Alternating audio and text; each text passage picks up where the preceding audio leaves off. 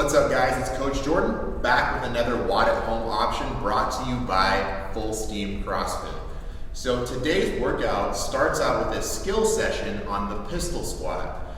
So if you're a Full Steam CrossFit member, you'll have access very soon to a pistol squat skill progression video series that'll break down everything from why we do the pistol squat to how to progress it based on where you're at with your skill level and your capacity to perform the movement.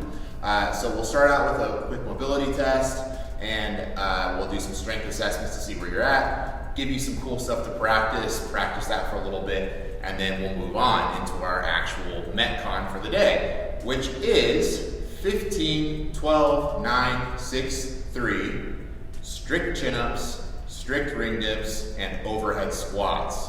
So there's a lot to unpack there and a lot of things to potentially scale. So with the strict chin-ups, we're using a reverse grip, and obviously there can't be any kipping in that. So some ways that you can modify the strict chin-ups would be to add a band or adjust the movement to a rowing pattern where you're still training your pulling muscles and using the right grip. So we're using that supinated grip. Again, that's holding that bowl of soup.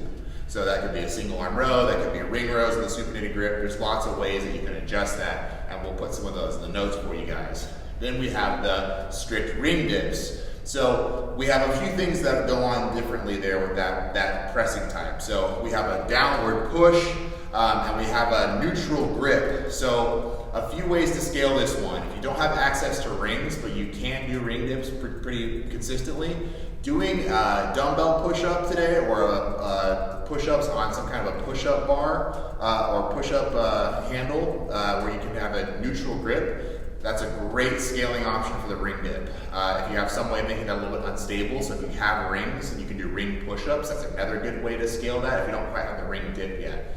Now, you might have some dip bars, maybe you have access to that. That's a good scale here as well. But really we want to keep it in kind of that pushing family. So scaling to a push-up is a great option. Modifying the push-up is another great way to modify this as well. There's lots of different ways that we can go with that. And finally, we have the overhead squats. Obviously, you can use a lighter weight than we're recommending. You could work with just a PVC pipe, or if you don't have a PVC pipe or a barbell, you can do single arm overhead squats each side. So you do 15 on the left, 15 on the right. So you want to use a little bit lighter weight for that. One other option is that if you don't have that overhead squat mobility, you can do a single arm front squat or a goblet squat, okay? And just go straight across that way. You can even move it back down to just air squats too. That's totally fine as well. Anyways, guys, lots of options and ways to scale this workout. We'll have some suggestions for you guys in the notes, and looking forward to seeing how you guys do with this one.